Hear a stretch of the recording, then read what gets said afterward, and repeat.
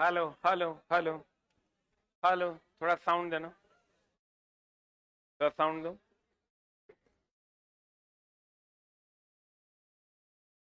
Hello hello. शुरू करें। Hello hello hello. Mic testing. Hello.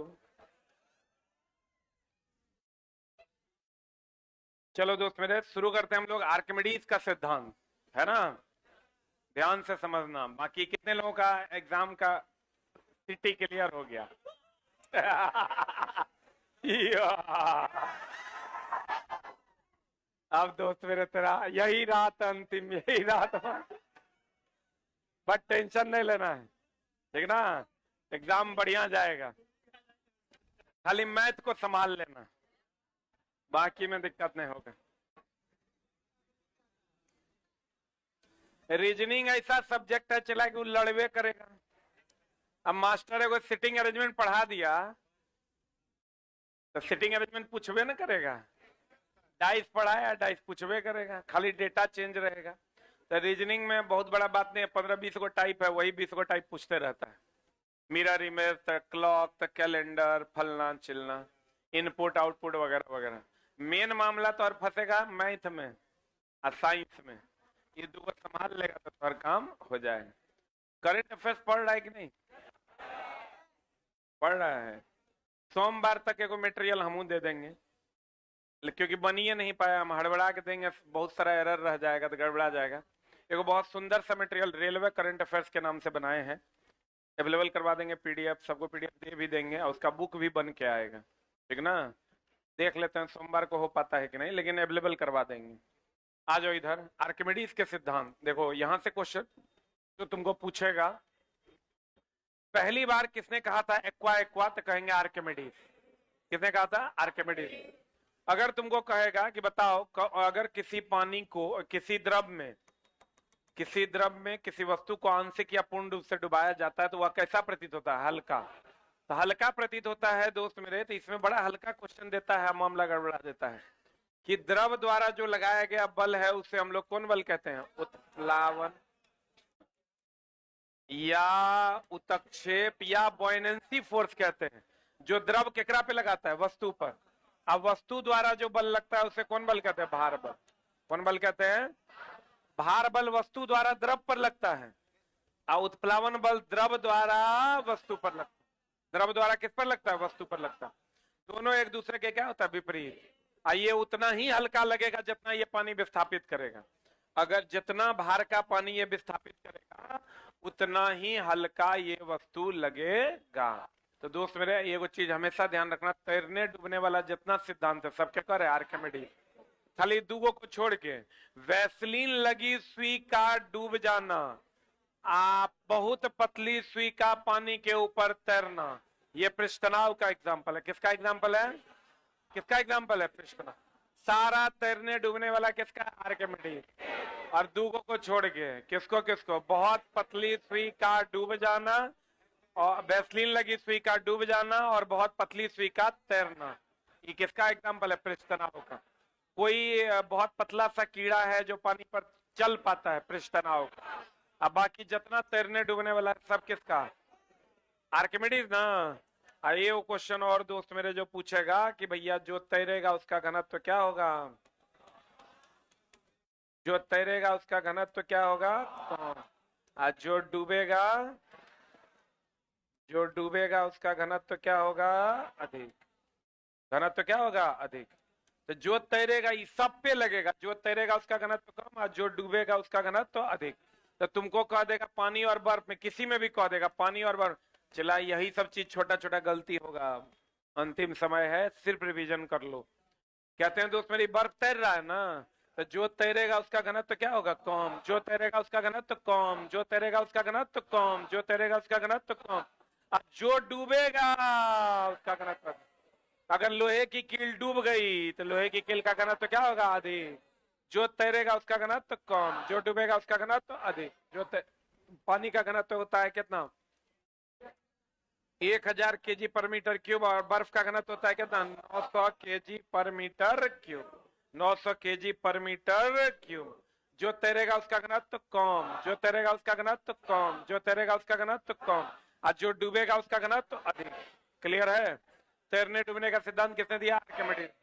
कहते हैं किसी पिंड का भार 10 न्यूटन है और जल में पूरा डुबाने पर इसका भार 8 न्यूटन हुआ, विस्थापित जल का भार कितना हो गया? 2 न्यूटन। कितना न्यूटन? क्लियर है? तैरने डूबने, लाइफ जैकेट का सिद्धांत किसका है? आर्किमिडीज का सिद्धांत। नाव तैर रहा, आर्किमिडीज का सिद्धांत। बर्फ तैर रहा, आर्किमिडीज का सिद्धांत। कोई कील डूब गया, आर्किमिडीज का सिद्धांत। जितना तैरने डूबने वाला है सब किसका सिद्धांत? आर्किमिडीज का सिद्धांत। निम्नलिखित में से गलत कथन को चुनिए, गलत कथन को चुन लीजिए, गलत कथन को चुन लीजिए। देखो ये लिफ्ट वाला क्वेश्चन है क्या? हाँ रे, देखो एकदम सिंपल सा मामला है। लिफ्ट वाला जब भी क्वेश्चन पूछेगा आप याद रखिएगा, अगर एक समान वेग से जाएगा, एक समान वेग से आएगा, भार में कोई परिवर्तन नहीं हो। एक समान वेग से जाएगा, एक समान वेग से आएगा, भार में कोई परिवर्तन नहीं हो। ये त्वरण से जाएगा, बढ़ेगा, ये त्वरण से आएगा, घटेगा। और लिफ्ट का रास्ता टूट जाएगा, जीरो। लिफ्ट का रास्ता टूट जाएगा, जीरो। एक समान वेग से जाएगा, कोई परिवर्तन। एक समान वेग से आएगा, कोई परिवर्तन। ये त्वरण से जाए, बढ़ेगा, ये त्वरण से आएगा, लिफ्ट का रास्ता टूट जाएगा। क्लियर है? बोलन रे। एक समान वेग से जाएगा, एक समान वेग से आएगा, ये त्वरण से जाएगा, ये त्वरण से आएगा। क्लियर है? बोलन रे। एक समान वेग से जाएगा, एक समान वेग से आएगा। इतने यादें रखना है, इससे बाहर कुछ जाएगा नहीं। जब भी पूछेगा इससे, इसी पर सवाल पूछेगा। कहते हैं निम्न सही चुनना है कि गलत? तो चुन लो ना गलत। चुनो रे गलत, क्या होगा? What is answer? तीनों गलत। आज छोटा गुरुत्वीय पिंड के रूप में आकृति और द्रव्यमान पर निर्भर करता है। जी का मान पिंड के रूप, आकृति एवं द्रव्यमान पर निर्भर नहीं करता। सही बात है?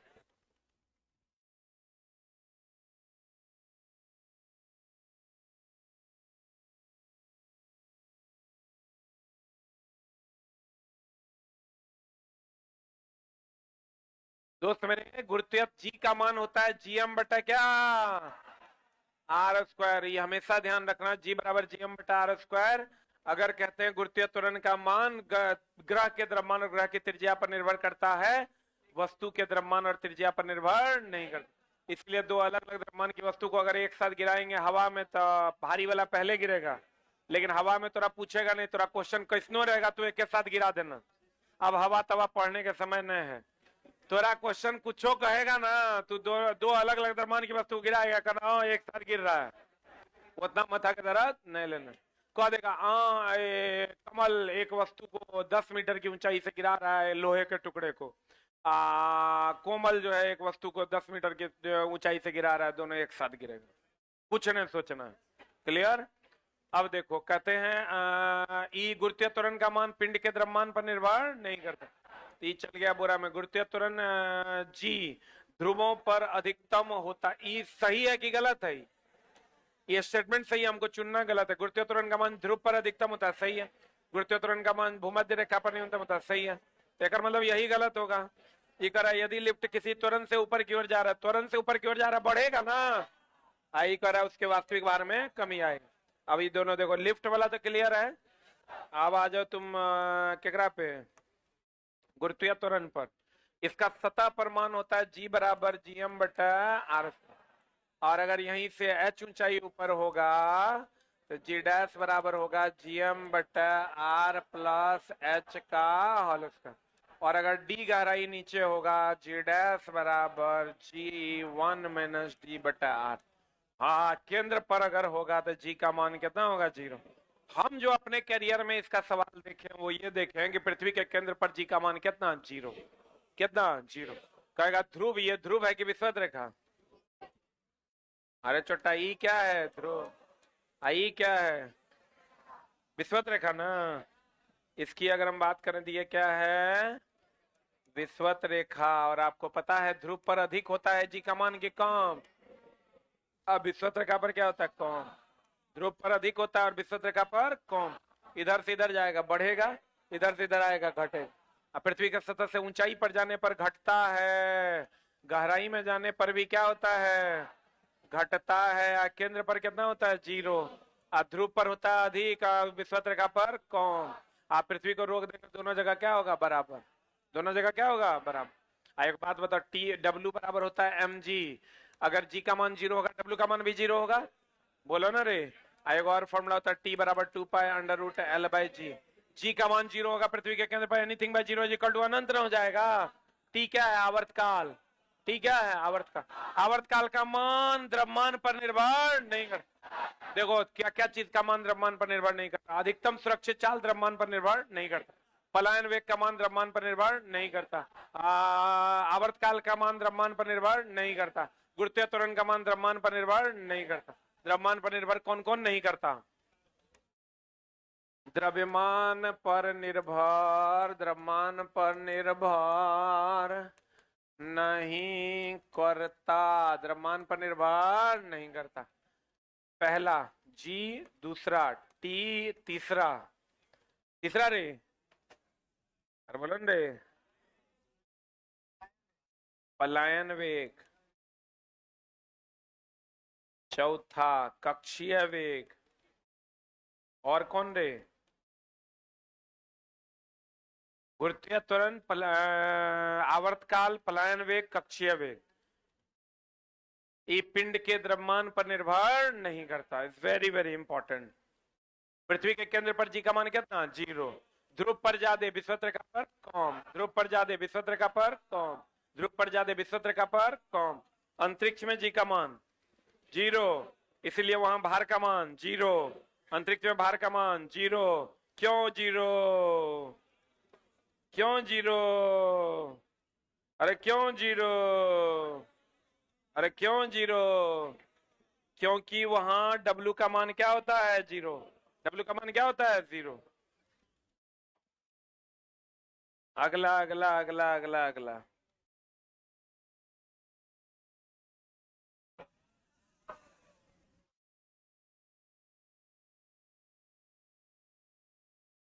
हो गया।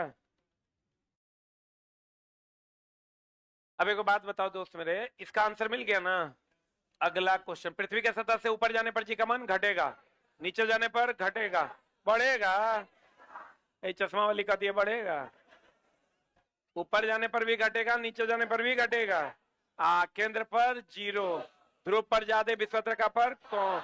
विषुवत रेखा ध्रुव की ओर जाएंगे, बढ़ेगा, घटेगा। एक समान वेग से जाएंगे, भार में कोई परिवर्तन नहीं होगा। एक समान वेग से आएंगे, कोई परिवर्तन। क्लियर है, हाँ हाँ हाँ, हमारे ग्रह सरिया के आंसर। चला, डर नहीं लग रहा है, तरीके शेर है अब तुम। अब तो चला, अगर इतना पढ़ने के बाद भी तो पीटी नहीं निकलेगा, मतलब तुरा कोनो और ग्रह पर जाना पड़ेगा। एकदम 100% तुम श्योर रहो इसके लिए, खाली ये सोचो कि जल्दी से ही हो जाए, दूसरे एग्जाम में लगे, ठीक ना। एकदम 29 तारीख को परीक्षा देना है, अगला एग्जाम खट से पहले टेक्नीशियन को टारगेट मार देना है, ठीक ना। साथ ही साथ तनी तनी मेंसवा पे ध्यान देते रहना है, नहीं तो गड़बड़ा जाएगा। जब किसी पिंड का विषुवत रेखा से उत्तरी और दक्षिणी ध्रुव पर ले जाते हैं, विषुवत रेखा से इधर ले जा रहे हैं, यहाँ कम यहाँ अधिक, बढ़ेगा कि घटेगा, मार दे, कोई दिक्कत। सरल लोलक आवर्त काल द्रव्यमान पर निर्भर। लेकिन दोस्त मेरे, ये तो हम दे दिए हैं तुमको, ये तो सब मार देगा। एक टी बराबर 2 pi under root L by g, मार देगा ना। लेकिन हम थोड़ा जो पढ़ाना चाहते हैं, ये पूरा टॉपिक इंपॉर्टेंट है, सचम का सबसे इंपॉर्टेंट टॉपिक यही है। सरल लोलक अगर कोई है, सरल लोलक, कौन लोलक, बाबू हमर रे, सोना हमर रे, पुनपुनिया हमर रे। खाली नौकरी हो जाएगा चला तो हमारा भूलना नहीं। अब बुढ़ाड़ी में नहीं, कुछ तो कम से कम बाल बच्चा भगा देगा घर से, हम सोचे स्टेशन स्टेशन मोबाइल फिरेंगे, एगो बोर्ड टांग लेंगे, हाँ मैथ के जा,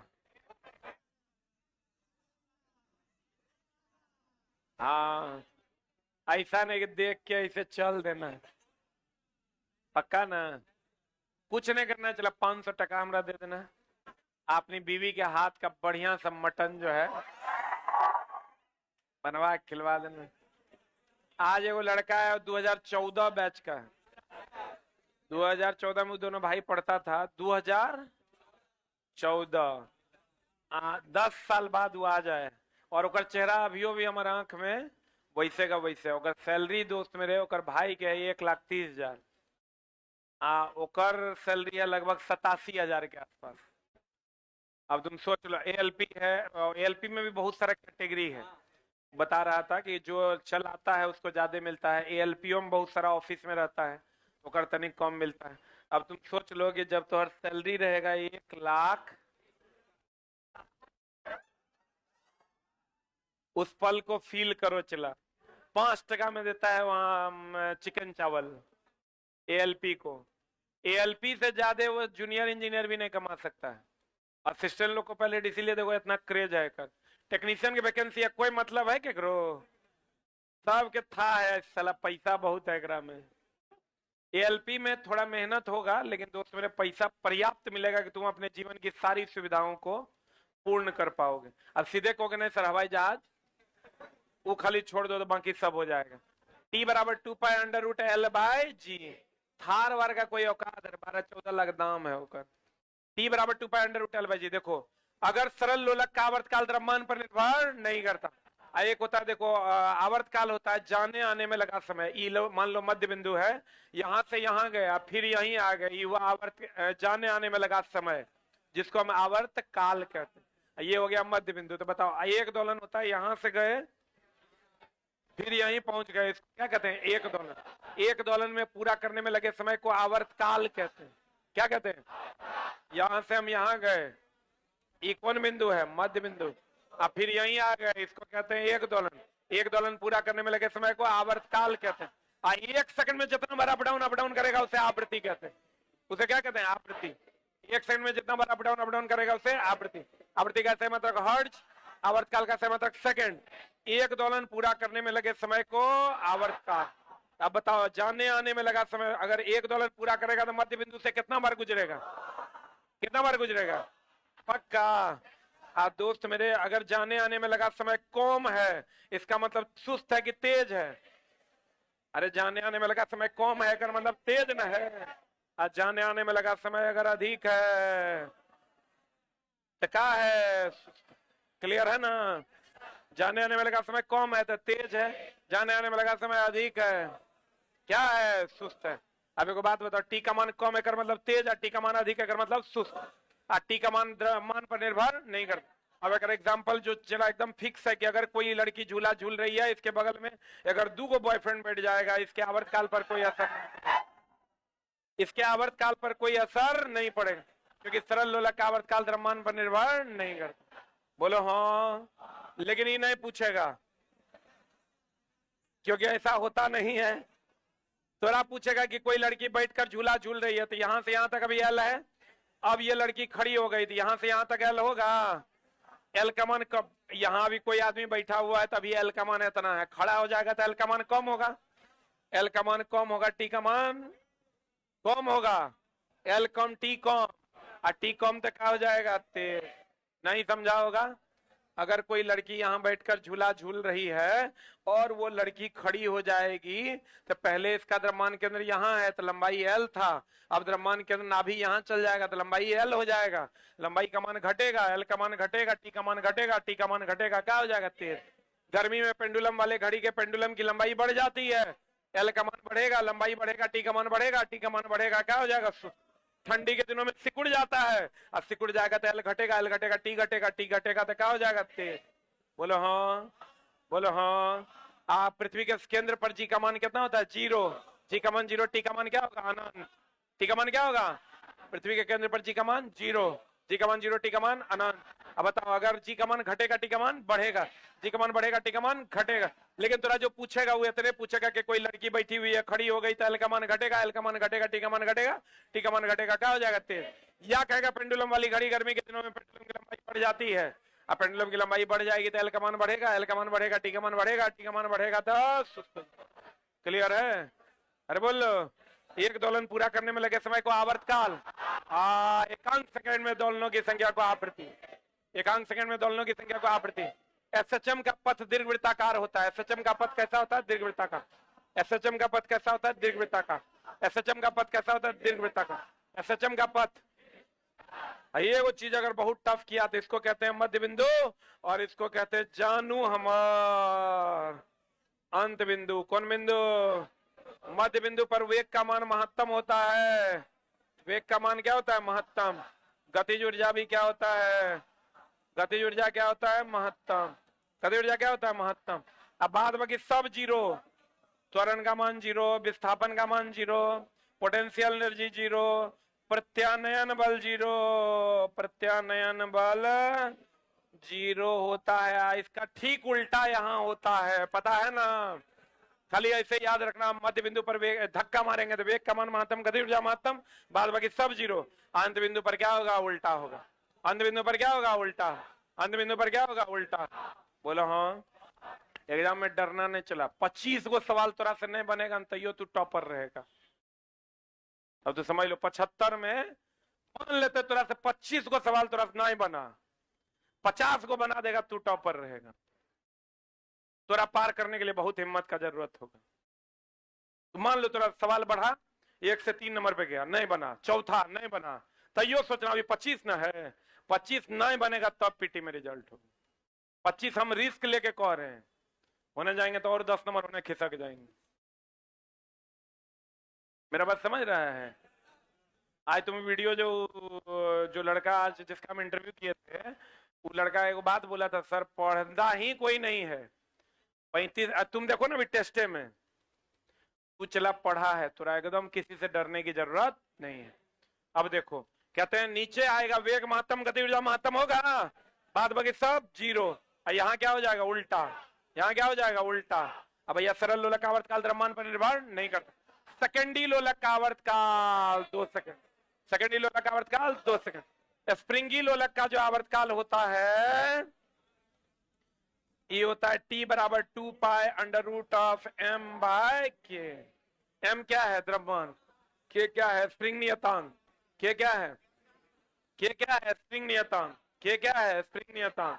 और सरल स्प्रिंगी लोलक का आवर्तकाल द्रव्यमान पर निर्भर करता है। स्प्रिंगी लोलक का आवर्तकाल द्रव्यमान पर निर्भर करता है। क्लियर है? बोलो रे। अभी तक तो इतने पूछा है, आगे अब कुछ करेगा तो कुछ कह नहीं सकते। एक लड़की झूले पर बैठकर झूल रही है, बता की होगा?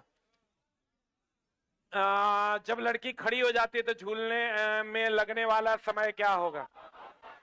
खड़ी हो जाएगी ना, एल का मान घटेगा, एल घटेगा, टी का मान क्या हो जाएगा? कौन। और तेज हो जाएगा सुस्त, क्या हो जाएगा? तेज। दोलन करते समय लोलक के गोलक का वेग 0 होता है, बता कहां? देखो यहां पर तुम वेग का मान महत्तम न रे, वेग का मान क्या? महत्तम। अब बोले यहां पर तब क्या होगा? इसका उल्टा होगा, तो यहां पर वेग का मान क्या होगा? 0। अब ये महत्तम बिंदु एक गो है कि 2 गो है? तो दोनों महत्तम बिंदु पर वेग का मान 0 हो जाएगा। बोलो हाँ। आंसर बता दो क्या हो जाएगा? दोनों महत्तम विस्थापन बिंदु पर वेग का मान क्या होगा? 0 होगा। लोलक का आवर्तकाल निर्भर करता है, अभी तुरंत बताए थे, T बराबर 2 pi under root of L by G। T बराबर 2 pi under root of L by G। लोलक का आवर्तकाल L और G पर निर्भर करता है, बाकी किसी पर निर्भर नहीं करता। तो केवल और केवल कुर्तीय त्वरण पर और प्रभावी लंबाई पर निर्भर करता है। आइए वो क्वेश्चन आता है, T में प्रतिशत बदलाव। T में प्रतिशत बदलाव बराबर L का घात। L का घात कितना है? 1/2 गुना L में प्रतिशत बदलाव गुना L में, पढ़ाई कि नहीं? प्रतिशत बदलाव चैप्टर वाइज ले जा रहे हैं हम तुमको, चला चैप्टर वाइज जा रहे हैं हम। कल सर्कुलर मोशन था, आज एसएचएम है, कल हीट होगा, फिर साउंड होगा, लाइट करंट खत्म। कहते हैं एल में प्रतिशत बदलाव किधर गया? टी में प्रतिशत बदलाव बराबर 1/2 गुना एल में प्रतिशत बदलाव। प्लस आएगा तो क्या होगा? वृद्धि, और माइनस आएगा तो क्या होगा? कमी। माइनस आएगा तो कमी। अगला, जहाजों की गति में वृद्धि, केकर सिद्धांत? देखो चला, ये चीज ध्यान रखना, हम बता देते हैं। जहाज का मतलब होता है पनिया जहाज। जहाज मतलब पनिया जहाज। ये हो गया आर्किमिडीज, क्योंकि तैरने डूबने वाला ना मामला है। यही अगर दे देगा एरोप्लेन, एरोप्लेन दे देगा तो बर्नौली, एरोप्लेन दे देगा तो क्या होगा? बर्नौली। यही दे देगा हेलीकॉप्टर, हेलीकॉप्टर ने, हेलीकॉप्टर। हेलीकॉप्टर की अगर हम बात करें तो न्यूटन का कैवा नियम? तीसरा नियम। न्यूटन का, न्यूटन का कैवा नियम? तीसरा नियम।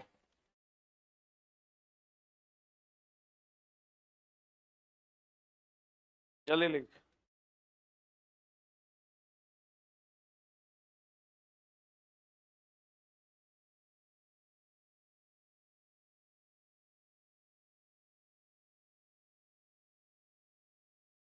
हो गया।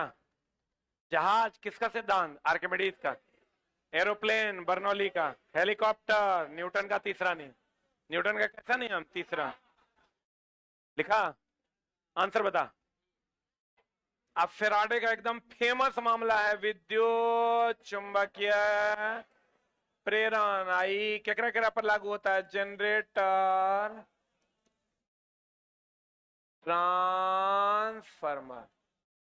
जनरेटर और किस पे? ट्रांसफार्मर। फ्लेमिंग का राइट हैंड रूल किस पर? अरे छोटा, राइट हैंड रूल जनरेटर पर, और लेफ्ट हैंड रूल मोटर पर। आप मोटर बोले तो लगने वाले बल की दिशा, और जनरेटर बोले तो धारा या ईएमएफ की दिशा। अरे बोल। न्यूटन के गति के दूसरे नियम से हमें बल का सूत्र मिलता है, F बराबर है में। पहले नियम से बल की परिभाषा, दूसरे नियम से बल का सूत्र, तीसरे नियम से बल की प्रकृति।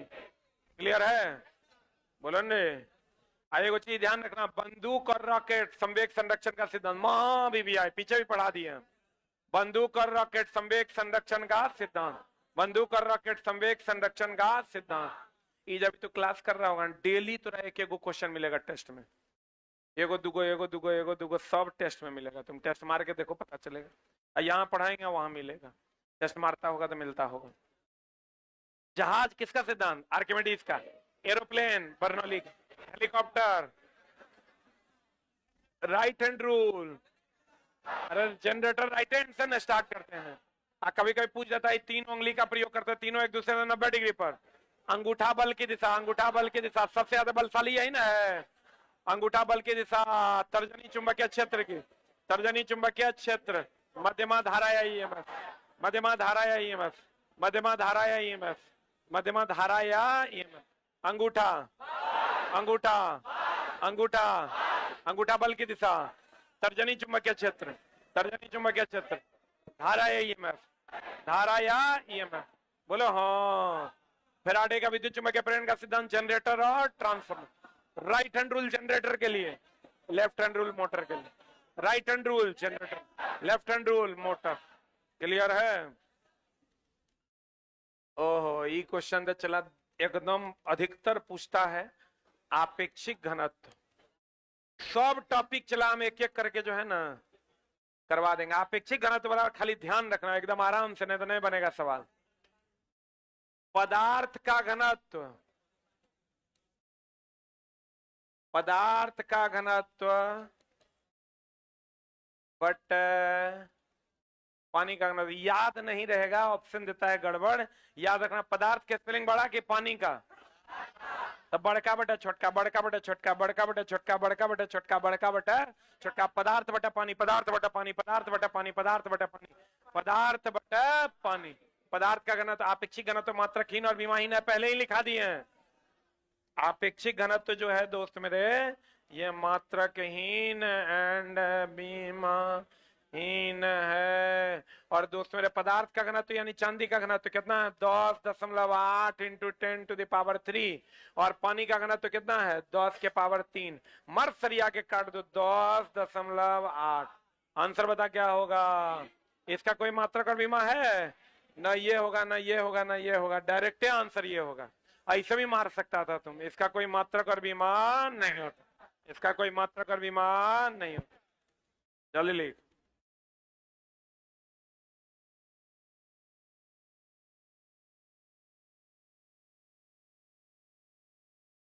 इसका आपेक्षिक घनत्व पदार्थ का घनत्व बटा किसका घनत्व? पानी का। पदार्थ बटा पानी, पदार्थ बटा पानी, पदार्थ बटा पानी। आपेक्षिक घनत्व का मात्राकार विमान नहीं होता। घर्षण गुणांक, विकृति, आवर्धन, इस सबका भी मात्रा अगर विमान नहीं होता। पढ़े? आज जीएस वाला सेशन किए थे, लाभ हुआ कुछ? कितना क्वेश्चन पढ़े हैं आज? 1000 2000 बच्चा हमको लगता है शुरू से लेकर लास्ट तक लाइव रह गया। 1000 प्लस क्वेश्चन आज हुआ है। 1000 क्वेश्चन कल होगा। एनटीपीसी सबसे ज्यादा जीएस चला एनटीपीसी में पूछा जाता है। टोटल एनटीपीसी का जो करंट वाला सीबीटी 1 सीबीटी 2 का जितना क्वेश्चन था वो सब करवा दिए, A to Z। एकदम सुपर फास्ट डिस्कशन किया होगा। कितने लोग किए हैं आज का क्लास? बहुत लोग किए हैं, वेरी गुड। एक ब्लॉटिंग पेपर देखो, चला यहाँ आ जाओ। एक ब्लॉटिंग पेपर स्याही कैसे सोखता है? वो केशिकत्व का मामला है। केस नली में द्रव का ऊपर चढ़ना है, नीचे उतरना है, क्या कहलाता है? केशिकत्व। जो द्रव कांच पर, ध्यान देना, जो चिपक जाएगा वो चढ़ जाएगा, जो फिसल जाएगा वो लुढ़क जाएगा। तो बताओ, तो पारा चिपकता है तो पारा नीचे जाएगा कि ऊपर? ऊपर। अरे भाई, किसी पेड़ पर तुम चढ़ रहे हो, चिपक नहीं पाओगे तो नीचे जाओगे, और चिपक जाओगे तो ऊपर जाओगे। जो नहीं चिपकेगा वो नीचे, और जो चिपक जाएगा वो ऊपर। पारा कांच पर नहीं चिपकता है तो वो नीचे, और पानी कांच पर चिपक जाता है तो वो ऊपर। केरोसिन चिपक जाता है तो वो ऊपर। तो कहते हैं केस नली में द्रव का ऊपर चढ़ना या नीचे उतरना क्या कहलाता है? केशिकत्व। यहाँ एक क्वेश्चन पृष्ठनाव का देगा। पृष्ठनाव कहता है किसी द्रव का वह गुण जिसके कारण वो अपने क्षेत्रफल को कम करने की चेष्टा करता है। यह गुण क्या कहलाता है? पृष्ठनाव। क्या कहलाता है? इसी के कारण पानी की बूंद गोल होती है। बोलन रे, ये सब खूब पढ़ा होगा तुम। पानी की बूंद गोल होती है, स्विंग ब्रश के बाल चिपक जाते हैं, पढ़ा है। डिटर्जेंट डालने से पृष्ठनाव कम की ज्यादा कम हो जाता है। और खाना स्वादिष्ट लगता है, गर्म खाना, किसके कारण? पृष्ठनाव का। केशिकत्व के कारण लालटेन की बत्ती से तेल का चढ़ना। किसान वर्षा के बाद तुरंत खेत को जोत देता है। बोलन रे, ब्लॉटिंग पेपर में स्याही का सूखना, सूखे ढेले पर पानी देने से फैलना, क्या कहलाता है? केशिकत्व। क्या कहलाता है? केशिकत्व में। लेकिन एगो चीज जो तेरा पूछेगा नवचंद्रक के बारे में, एकदम ध्यान रखना। हे जो दोस्त मेरे होता है, ये जो पानी इसमें भरा हुआ है अगर, तो ये ऊपर वाला सतह धसा हुआ होता है ना, इसी को हम नवचंद्रक कहते हैं। क्या कहते हैं हम लोग? पढ़ा है कि नहीं पढ़ा है? नहीं पढ़ा है। यही अगर पारा रहेगा ना तो इसका नवचंद्रक ऐसा होता है। पारा तो नीचे न उतरता है, अब पानी ऊपर चढ़ता है। ये पानी है कि पारा? आई का है। यही नवचंद्रक वाला क्वेश्चन पूछता है, इसलिए एकदम ध्यान से अगर देख लो। हम बढ़िया से थोड़ा दिखाते हैं। पानी, पारा, पहले नौ की पहले रो। नवचंद्रक की अगर हम बात करें, इंग्लिश में इसको मिनिस्कस कहते हैं। पहले नौ की पहले रो, पहले नौ तब न रो। अरे बोलो, तो पानी नौ, अवतल की उत्तर, पहले अ की पहले उ, पहले नौ की पहले र। एक में होता है अवतल लेंस से बना, ई हो जाएगा उत्तल लेंस। ई कौन लेंस हो जाएगा? अवतल लेंस। ई कौन लेंस हो जाएगा? उत्तल। पानी अवतल, पारा उत्तल, पानी अवतल। नौ पहले र बाद में, अ पहले उ बाद में। नौ पहले र बाद में, अ पहले उ बाद में। नौ पहले र बाद में, नौ पहले र बाद में, अ पहले उ बाद में। क्लियर है? पानी, पारा, अवतल उत्तल, अवतल उत्तल। क्लियर है? बोलो ना रे। एक चीज और तुम पढ़ा होगा इसका कि भैया द्रव का जो ये चढ़ान या उतरान है, H बराबर होता है 2t cos थीटा बटा R D G. 2t cos theta बटा आर डी जी। आर क्या है? त्रिज्या। आर क्या है? त्रिज्या। त्रिज्या कम होगा चढ़ान ज्यादा, ये त्रिज्या है। आर त्रिज्या है, त्रिज्या कम होगा चढ़ान ज्यादा, त्रिज्या ज्यादा होगा चढ़ान कम। त्रिज्या कम चढ़ान ज्यादा, त्रिज्या ज्यादा चढ़ान कम। नहीं समझा? बोलो ना रे। पृष्ठतनाव के कारण कोई स्वसंजक बल सुना है? समान अणुओं के बीच लगेगा स्वसंजक, और समान अणुओं के बीच लगेगा असंजक। पानी और कांच के बीच असंजक और समान अणु है। बताओ, स्वसंजक बल ठोस में ज्यादा कि द्रव में कि गैस में? किसमें ज्यादा? स्वसंजक बल किसमें ज्यादा? ठोस की द्रव की गैस, ठोस की द्रव की गैस, ठोस की द्रव की गैस। अब दोस्त मेरे, सबसे ज्यादा स्वसंजक बल होता है ठोस में। अगला क्वेश्चन, ठोस के पिघलने के दौरान महाभिविया है, इसमें चलातुरा पूछेगा भाप से अधिक जलन होता है, भाप की गुप्त उष्मा अधिक होने के कारण। भाप से अधिक जलन की पानी से? भाप से, क्योंकि भाप की गुप्त उष्मा अधिक होती है। और अवस्था परिवर्तन के दौरान तापमान में कोई परिवर्तन नहीं होता। और अवस्था परिवर्तन के लिए दी गई उष्मा गुप्त उष्मा, अवस्था परिवर्तन के लिए दी गई उष्मा गुप्त उष्मा। ठोस के पिघलने के दौरान इसका तापमान परिवर्तित होता है। तो अब बताओ सबसे ज्यादा गतिज ऊर्जा किसमें? अरे छोटा, गैस में। किसके अणु में गति ज्यादा होगा? गैस। प्लाज्मा पदार्थ की कईवीं अवस्था? चौथी। सूर्य और तारों का उष्मा प्लाज्मा अवस्था का, सूर्य और तारों की उष्मा प्लाज्मा अवस्था, सूर्य और तारों की उष्मा प्लाज्मा। वो सनस्टीन कंडेंसेट पांचवी अवस्था। ठोस का आकार और आयतन निश्चित, द्रव का आयतन निश्चित। 1 लीटर होगा तो 1 लीटर होगा, आकार अनिश्चित। गैस का आयतन और आकार दोनों अनिश्चित। बोलो हाँ। ठोस का आकार आयतन दोनों निश्चित, गैस का आकार आयतन दोनों अनिश्चित, द्रव का आकार अनिश्चित, आयतन निश्चित। ठोस का आकार और आयतन ही देगा कथन निष्कर्ष में। ये क्वेश्चन जब देगा ना तो कथन निष्कर्ष में देगा। ठोस का आकार और आयतन दोनों क्या है? निश्चित। गैस का आकार और आयतन दोनों अनिश्चित, और द्रव का आकार अनिश्चित। जे बर्तन में रखोगे उसी का हो जाएगा। और आयतन क्या होगा? निश्चित। 1 लीटर होगा तो लोटा में रखोगे, मग में रखोगे, बाल्टी में रखो, 1 लीटर का 1 लीटर होगा। बोलो हाँ। और अवस्था परिवर्तन के दौरान तापमान में कोई परिवर्तन नहीं होता। निम्न से आर्किमिडीज के सिद्धांत पर आधारित नहीं है हाइड्रोमीटर। ये ध्यान रखना, हाइड्रोमीटर आपेक्षिक घनत्व नापता है, आपेक्षिक घनत्व। और एक होता है हाइग्रोमीटर। हाइग्रोमीटर क्या नापता है? आपेक्षिक आर्द्रता। याद न रहे तो हाय हाय कॉमन है, मीटर मीटर कॉमन है। एक में ड्रो है, एक में ग्रो है। ड्रो बोले तो डॉट, बोले तो डेंसिटी, डेंसिटी बोले तो घनत्व। ड्रो बोले तो डॉट, बोले तो डेंसिटी, डेंसिटी बोले तो घनत्व। हाइड्रोमीटर आपेक्षिक घनत्व, हाइड्रोमीटर आपेक्षिक घनत्व, हाइग्रोमीटर आपेक्षिक आर्द्रता, आपेक्षिक आर्द्रता। क्लियर है? अभी जो फ्रेश हो रहा है चला, सब कंप्लीट समझो कि सारा कचरा साफ। हाइड्रो डेंसिटी घनत्व। पनडुब्बी आर्किमिडीज के सिद्धांत पर काम करता है। लेक्टोमीटर दूध की शुद्धता नापता है, और किसके सिद्धांत पर आधारित है? आर्किमिडीज के सिद्धांत पर। पूछेगा क्वेश्चन, लेक्टोमीटर किसके सिद्धांत पर? आर्किमिडीज। ओडोमीटर क्या करता है? क्या नापता है?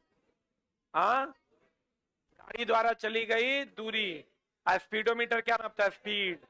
ये गाड़ी द्वारा चली गई दूरी, गाड़ी द्वारा चली गई क्या नापता है?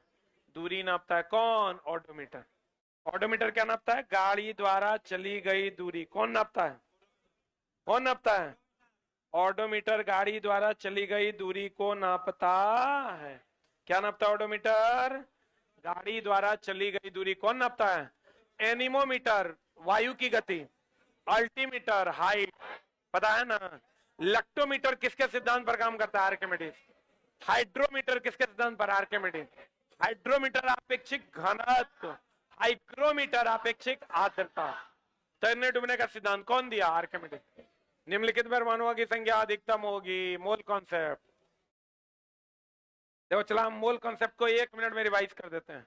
मोल बराबर दिया गया द्रव्यमान बटा सूत्र।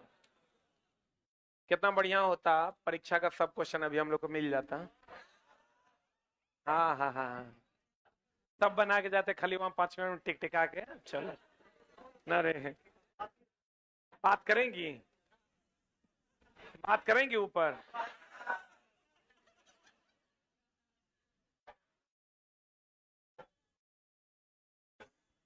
हमको तो एक बार मन क्या क्या जानते हो, सबको बोलते हैं कि हम रेलवे में सेटिंग करवा देंगे, 5-5 लाख जमा करो। हमको लगता है ट्रक से पैसा लोड करना होगा हमको। 2-3 दिन में जो है ना ट्रक पैसा एक के बार लेके अपना स्थिर से जो है चैनल बंद करके ऑफिस बंद करके अपना घर नहीं होगा ठीक मारेंगे। अब बच्चा तो विश्वास करके दियो देगा नहीं दे देगा कहेगा झा सर रेलवे में कर है करवा भी देगा नहीं 5 लाख देगा 2 लाख कहेंगे लाओ 2 लाख लाओ ऐसा नहीं हो सकता है मारेंगे चोट्टा की दिया गया द्रव्यमान बटा क्या शुद्ध द्रव्यमान एक मोल बराबर 6.022 इंटू 10⁻23 परमाणु अणु या आयन ना एक मोल बराबर ही होता है 22.4 लीटर। एक मोल किसी का भी होगा, एक मोल बकरी, एक मोल बिलाई, कुछ भी होगा 22.4 लीटर होगा। जिसका जो द्रव्यमान होगा वो कितना के बराबर होगा 6.023 परमाणु अणु या आयन और 22.4 लीटर। तत्व के सूक्ष्मतम घन को क्या कहते हैं परमाणु। यौगिक के सूक्ष्मतम घन को अणु न हो। अब भैया तत्व बोले तो ओ यौगिक बोले तो याद है ना। अकेले सूत्र होगा तो क्या होगा तत्व, किसी के साथ सूत्र होगा यौगिक, कोई सूत्र नहीं होगा मिश्रण, निश्चित अनुपात में होगा तो यौगिक, किसी भी अनुपात में होगा तो मिश्रण। मिश्रण की संरचना तय नहीं। तो दोस्त मेरे मोल बराबर दिया गया द्रव्यमान बटा शुद्ध द्रव्यमान। एक मोल बकरी, एक मोल बिलाई, एक मोल हाइड्रोजन, एक मोल H2O, एक मोल कार्बन डाइऑक्साइड 6.0 परमाणु अणु आयन 22.4 लीटर। द्वि मोल होगा तो 1 में 2 से गुना, 3 मोल होगा 1 में 3 से गुना, आधा मोल होगा 1 में आधा से भागा। बोलो जिसका जो द्रव्यमान होगा वो कितना मोल के बराबर, कितना मोल के बराबर एक। बहुत बढ़िया बात। शुद्ध द्रव्यमान जकर कम होगा और मोल की संख्या ज्यादा, और जकर मोल ज्यादा होगा और परमाणु ज्यादा। ये डायरेक्टली है कि इनवर्सली है? ये दोनों जकर शुद्ध द्रव्यमान कम होकर मोल ज्यादा और जकर मोल ज्यादा होकर परमाणु अणु आयन की संख्या ज्यादा। बोलो हाँ, बोलो हाँ, अरे बोलो हाँ। मोल बराबर होता है दिया गया द्रव्यमान अब बटा शुद्ध द्रव्यमान। एक मोल में 6.022 इंटू 10⁻23 परमाणु अणु या आयन, परमाणु अणु या आयन ना। अब देख लो दोस्त मेरे, कहता निम्नलिखित परमाणुओं की संख्या अधिकतम, तो सबका 18 ग्राम दिया है, तो यानी दिया गया द्रव्यमान सबका सेम है। अब शुद्ध द्रव्यमान कहता है परमाणुओं की संख्या अधिकतम उसकी होगी जकर मोल ज्यादा। अब मोल ज्यादा मतलब शुद्ध द्रव्यमान कम, अशुद्ध द्रव्यमान के कर कम है। एक देखो 16 2 18 12 4 16, 16 दूनी 32, आई हो गया 44। शुद्ध द्रव्यमान सबसे कम किसका है 16। जकर शुद्ध द्रव्यमान सबसे कम होकर मोल ज्यादा, जकर मोल ज्यादा होकर परमाणुओं की संख्या ज्यादा। आंसर क्या हो जाएगा डी ना। अब दोस्त मेरे ये हमारा क्वेश्चन नहीं है, एनसीईआरटी का क्वेश्चन है। एनसीईआरटी एग्जाम्पलर का ही क्वेश्चन है। अब जाइएगा तो इस टाइप का 2-3 सवाल मिलेगा। पढ़े अरे बढ़िया रे। मोल बराबर दिया गया द्रव्यमान बटा क्या शुद्ध द्रव्यमान, दिया गया द्रव्यमान बटा क्या शुद्ध द्रव्यमान, दिया गया द्रव्यमान बटा क्या शुद्ध द्रव्यमान। एक मोल बराबर 6.0 आयन। जकर शुद्ध द्रव्यमान कम होकर मोल ज्यादा, जकर मोल ज्यादा होकर परमाणुओं की संख्या ज्यादा। इसी को एवोगाड्रो नंबर कहते हैं। बोलन रे आई समझ लो। चला एक एक क्वेश्चन रहबे करेगा, एकदम सरल देगा तो कहेगा एवोगाड्रो संख्या के कर बराबर होता है एगो, लेकिन यहाँ प्लस दे देगा एगो माइनस दे देगा। संख्या कभी माइनस नहीं होता, संख्या कभी माइनस नहीं होता। अब देखो मैग्नीशियम का कहता है इतना ग्राम, पिछला बार वाला है ये परमाणु मैग्नीशियम के 144 ग्राम में ग्राम परमाणु। मोल को ही क्या कहते हैं हमारे, मोल का दूसरा नाम ग्राम परमाणु, मोल का दूसरा नाम ग्राम परमाणु। इसी को क्या कहते हैं ग्राम अणु, इसी को क्या कहते हैं ग्राम अणु। ये हो गया दिया गया द्रव्यमान। मैग्नीशियम का होता है 1224, तो दिया गया द्रव्यमान कितना है 144, अब बटा शुद्ध द्रव्यमान कितना है 24, 24 छक्के कितना हो जाएगा 144। बना लेगा पढ़े किसी भी पदार्थ के 1 मोल, वहां भी आए हैं 1 मोल बराबर, बढ़िया से देख लो 6.023 सही है। अरे बोल आई बना लेगा। 54 ग्राम में कितने मोल, मोल को ही क्या कहते हैं, ग्राम परमाणु। इसी को क्या कहते हैं, ग्राम अणु। अब देखो चला, हम लोग जो पढ़ाते हैं क्या पढ़ाते हैं, एक तो प्रीवियस ईयर पढ़ा देते हैं, पिछले वाला 18-19 का, दूसरा 21-22 में जो हुआ से पढ़ा देते हैं, और तीसरा एनसीईआरटी पढ़ा देते हैं, और चौथा बता की पढ़ाएं। और कोई सोर्स है? सोर्स तो इतने हैं कि या तो आप एनसीईआरटी पढ़िए, या तो आप प्रीवियस ईयर का क्वेश्चन बनाइए, या नहीं तो करंट वाला क्वेश्चन बनाइए। इसके अलावा चौथा कोई सोर्स है? हम लोग के पास भी क्वेश्चन नहीं। इसके अलावा क्वेश्चन का कोई सोर्स है ही नहीं, किताबें नहीं। या तो तुम प्रीवियस ईयर बनाओ, या तो तुम एनसीईआरटी बनाओ, या तो इस बार का प्रीवियस ईयर बनाओ, या तो पिछले बार का बनाओ। हम तरफ सब करवा दे रहे हैं। अगल बगल वाला क्वेश्चन का भी, अगल बगल वाला का भी प्रीवियस ईयर, ताकि तुमको दिक्कत ना हो। जबकि सेम क्वेश्चन है, कहीं कोई दिक्कत है ग्राम में? आंसर बता क्या हो जाएगा। दिया गया द्रव्यमान हीलियम का होता है 2-4, हीलियम का कितना 4,